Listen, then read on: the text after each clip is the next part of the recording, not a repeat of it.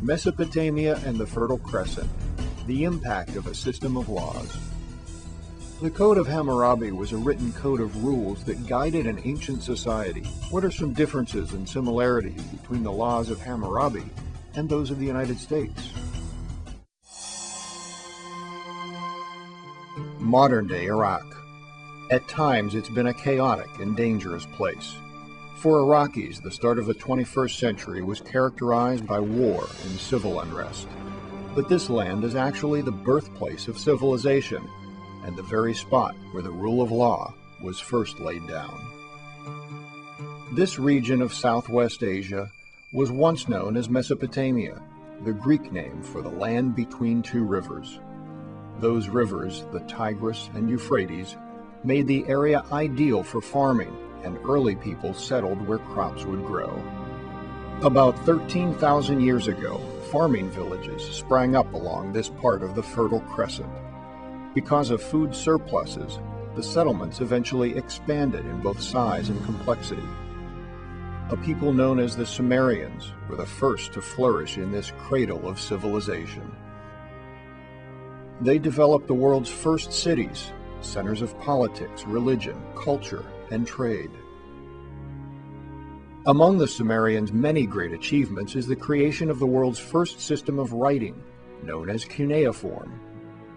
Using sharp reeds, Sumerian scribes made wedge-shaped symbols in clay tablets. These symbols expressed complex ideas. Along with the wheel and the plow, writing was an innovation that enriched human society beyond measure. By 3500 BC, other societies had developed along the two rivers. The Akkadians, who spoke a Semitic language similar to Arabic or Hebrew, and the Babylonians, who occupied a 60-mile stretch of riverfront near present-day Baghdad. Because the region was flat and easy to traverse, invasions often occurred, and empires rose and fell. Several different groups battled to control Mesopotamia, but it was the Babylonians and their great king Hammurabi who succeeded. By 1792 BC, Hammurabi had brought all of Mesopotamia under his rule. He was a brilliant military leader, but also a wise governor who sowed law and order throughout his empire. In fact, he is most famous for his Code of Laws. Hammurabi's code was made up of 282 laws, dealing with all aspects of everyday life. Specific crimes brought specific penalties. Many crimes were punishable by death.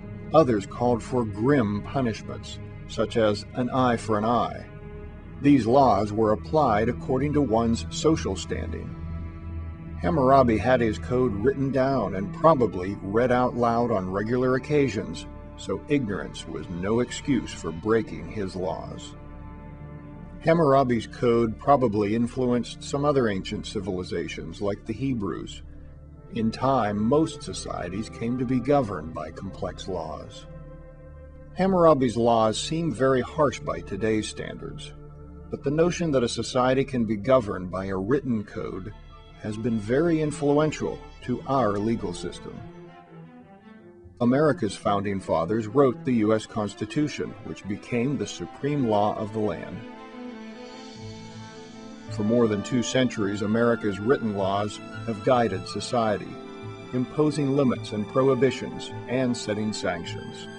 In 1789, John Adams wrote that the law alone saves a society from being ruled by mere brute power.